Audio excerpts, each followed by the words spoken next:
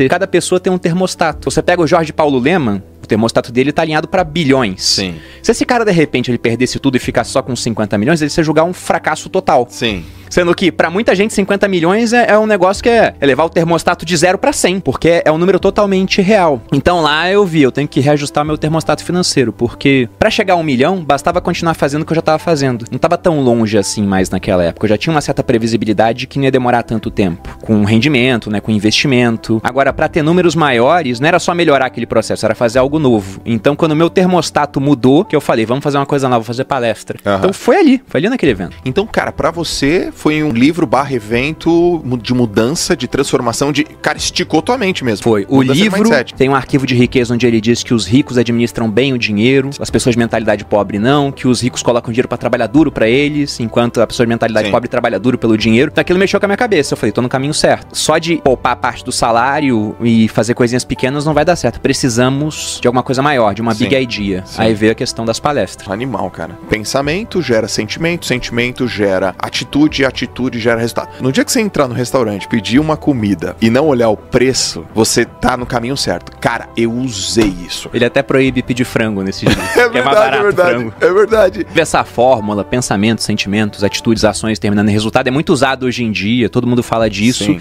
E eu não sei quem foi o primeiro, mas eu vi esse conceito primeiro, foi com o T. Harv Eker. E ele fala que tudo começa no pensamento. Até quando você fez o post pra divulgar o podcast, você falou, as coisas vão acontecer 2 vezes. A primeira na cabeça e depois no mundo real. E de fato, e ele fala que muita gente tem resultados ruins com o dinheiro porque tem pensamentos e crenças nocivas quanto ao dinheiro. E ele fala que grande parte dessas crenças, elas foram estabelecidas através de 3 coisas. Uma programação verbal, então aquilo que você ouvia as pessoas falando sobre dinheiro, e raramente você tem contato com pessoas ricas que entendem o jogo do dinheiro. Geralmente você tem contato com o pessoal que tá ali na classe média ou mais baixo do que isso, então geralmente o pessoal usa o dinheiro, aprendeu a usar, mas nunca estudou direito sobre como ele funciona. Então não costumam ser opiniões muito positivas. Além disso, você tem os exemplos, que é o segundo ponto. E qual que é o exemplo tradicional? Principalmente aqui no Brasil. Saiu uma estatística do Conselho Nacional do Comércio, CNC, ou Confederação Nacional do Comércio, não lembro agora, mas falando que 70% das famílias brasileiras estão endividadas. Então, por mais que, vamos supor que a prática verbal fosse positiva quanto a dinheiro, no exemplo, o normal no Brasil, ou pelo menos o comum, né, não deveria ser o normal, é as pessoas estarem endividadas. E o último ponto é uma experiência específica com grande carga emocional. Ele dá exemplos no livro, ele dá exemplo da mulher dele, que sempre que pedia dinheiro era pro pai porque a mãe nunca tinha. Sim. Aí o arquivo que ela tinha, quem tem dinheiro é o homem, né? A mulher não precisa ter dinheiro e toda vez que ela queria alguma coisa pedia pro marido. E aquilo gerava conflito entre eles. Ele dá o exemplo de uma moça que o pai morreu nos braços por preocupação financeira. A moça virou enfermeira, talvez até pra salvar o pai, né, inconscientemente, e toda vez que ela ganhava dinheiro, ela achava que aquilo era errado. E ele fala que esse é o ponto. Se você tem uma crença negativa quanto a dinheiro, se você acha que acumular patrimônio não é bom, você vai dar um jeito, né, os seus pensamentos vão levar a sentimentos nocivos, a ações ruins, e o resultado vai ser você desperdiçar o dinheiro até que só sobre na sua mão aquela quantia que você julga ser adequada. Se você acha que é imoral ter milhões, você nunca vai ter milhões. Se por acidente a vida te der alguns milhões, o cara ganha na Mega Sena, ele tende a gastar tudo até que só sobre o dinheiro que ele julga adequado. Sim. E é o que acontece mesmo. Historicamente, você pega pessoas que ganharam na loteria, a maioria, em 5 anos, tá de volta à situação inicial. Sendo que às vezes é dinheiro que você pensa assim, meu Deus, é tanto dinheiro, como é que o cara consegue gastar? Eu lembro que uma vez, tem tempo já, mas saiu na Record, uma entrevista com um cara que ganhou um prêmio da loteria gigantesco, antes do Plano Real também. E o cara, ele gastou tudo. Uma parte a inflação pegou, né? Inflação muito grande naquela época, mas ele contando a história dele, ele saía e pagava a conta pra todo mundo no restaurante.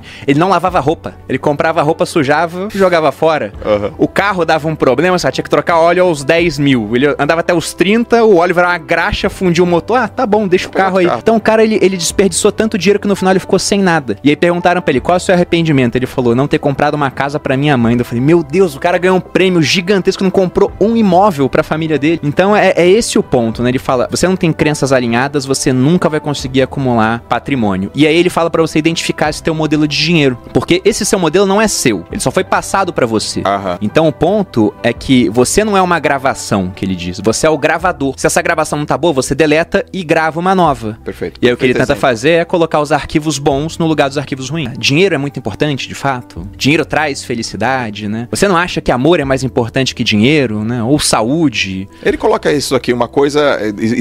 pode fazer duas coisas ao mesmo tempo, né? Não confunde as coisas. Ele fala, até o livro tá marcado nessa parte. É uma fala, um princípio de riqueza, né? Porque eles têm os arquivos mentais e dentro dos arquivos da explicação tem certos princípios. Tem uma hora que ele fala isso, é um arquivo onde ele diz: as pessoas ricas acreditam que podem ter ambas as coisas. A pessoa de mentalidade pobre, e ele sempre bota mentalidade pobre, porque às vezes você hoje não tem dinheiro, você se julga pobre, mas a tua cabeça não é de pobre. Você já tá com os arquivos mentais corretos. Então, daqui a 5 anos, tua situação tá muito diferente. Agora tem o cara que tá com dinheiro hoje, mas a mentalidade dele ainda é de pobre. Daqui a 5 anos, você vai ter que trocar de lugar com ele, né? O cara com mentalidade boa cresce, o outro decresce. É a questão do termostato que ele fala financeiro.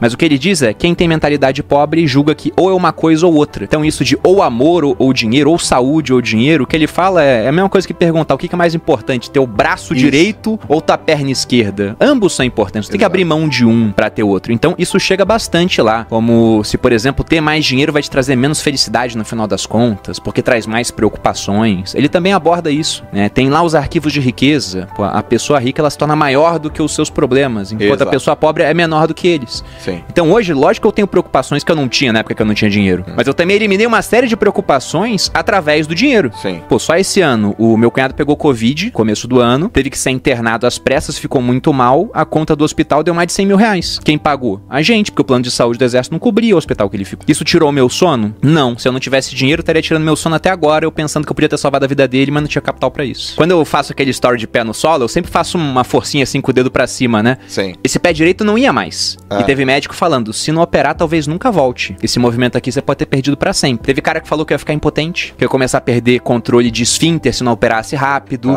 Aí teve um médico que me falou, olha, na verdade, como você é um cara novo, se a gente não fizer nada, provavelmente daqui a 1 ano você tá bem. Só que quem tem 1 ano pra deixar de produzir hoje em dia, né? Uau. Eu falei, tá, e se eu não operar? Ah, vai demorar bastante tempo, mas provavelmente você vai ficar bem. Então eu falei, então eu escolho fazer um tratamento conservador e esperar o tempo que for necessário. Porque hoje eu tenho capital pra poder priorizar a minha saúde antes de ganhar mais capital. Até aquele ponto, né? O que é mais importante, o dinheiro ou a saúde? Ele até coloca uma frase, um princípio de riqueza, que ele fala que o dinheiro é muito importante nas áreas onde ele tem influência e insignificante onde não tem. Então, a saúde é muito importante, mas eu só pude preservar e recuperar minha saúde porque eu tinha um dinheiro pra isso. Nessa primeira parte sobre modelo de dinheiro, mindset, os arquivos que são colocados, como é que foi isso na tua família? Teu pai e tua mãe? Foi neutro? Foi positivo? Foi negativo? Como é que você classifica isso? Então, ele até fala que ou você sai igual os seus pais, pelo menos igual a um deles, ou sai totalmente oposto por rebeldia. Amo meu pai, minha mãe, nunca deixaram faltar nada pra mim. Mas também nunca sobrou muita coisa lá em casa. Porque dentro de perfis financeiros, né? A gente pode falar que tem um cara que é o financista, o cara que é o poupador. A Malu é uma poupadora de fábrica. Aí você tem a pessoa que é desligada com dinheiro, que é o meu pai, não ligava pra dinheiro. E tinha a minha mãe que era descontrolada. Então quando você casa um desligado com um descontrolado, dá ruim. Um não liga, o outro gasta muito. Então eu cresci numa família onde o normal era ter dívida. E olhando aquilo eu pensei, eu não quero isso pra mim. Então grande parte dos arquivos aqui, de fato, eu encontrava situações onde eu via, nossa, eu tive um exemplo negativo aqui. Por exemplo, em 96, os meus pais tinham celular. Ninguém tinha celular naquela época. Aquele grandão. Era um grandão, era pra falar entre eles e talvez com a Abílio Diniz, né? Porque era outra pessoa que tinha celular no Brasil. E era caríssimo. Era muito caro. Então eu não sei por que cargas d'água eles tinham celular naquela época, mas tinham. Então vendo aquele tipo de coisa, eu falei, poxa, eu não quero me comportar igual os meus pais nesse aspecto. Em vários outros, minha mãe é uma pessoa ímpar, assim, em termos de generosidade. Meu pai é a pessoa mais culta que eu conheço. Meu pai fica me zoando de homem de poucas letras, né? Eu leio pra caramba e ele fala, homem de poucas letras, porque ele é muito mais culto do que eu. Só que nesse aspecto financeiro, eles foram um modelo que eu falei, eu tenho que sair diferente disso. Então, meu modelo de dinheiro não pode ser igual ao dos meus pais. O termostato deles estava marcado naquela época. Mudou ao longo do tempo, mas estava marcado para negativo, porque o normal para eles é não ter patrimônio e tá devendo. Sim. Então, quando eu vi aquilo, eu falei, eu tenho que mudar. No meu caso, foi o oposto. Meus pais sempre com mindset poupador, nunca vi ninguém ligar, nunca vi dívida, nem eu, nem os meus irmãos. E eu era como é que era? Você chamou seu pai? Desligado. Eu era desligado, cara. É tipo, tá bom. Eu dava de ombrinho. Não, tá bom. Esqueci de pagar uma conta. Tem juros. Não, tá bom. E aquilo foi acontecendo e meus pais odiavam essa minha atitude. Até caberia uma frase da minha mãe aqui. Ela falou assim, filho, quem guarda tem, quem não guarda fica sem. Então, velho, você tá louco. Você tem que guardar. Meu pai também. Pô, cara, você precisa guardar o seu dinheiro assim por diante. No meu caso, foi o que mais me incomodou no mindset, que não foi o mindset dos meus pais, que era o meu mindset, é que eu era aquele cara que o dinheiro entrava. Eu nunca fui um cara que ganhei pouco, mas eu não via. Ele escoava. Você nem sabia pra onde. Cara, não sabia. Eu olhava assim e falei, meu, eu ganhei 6 mil reais esse mês. Tô te falando assim, sei lá, 2005. Que era muito mais grana do que grana. hoje.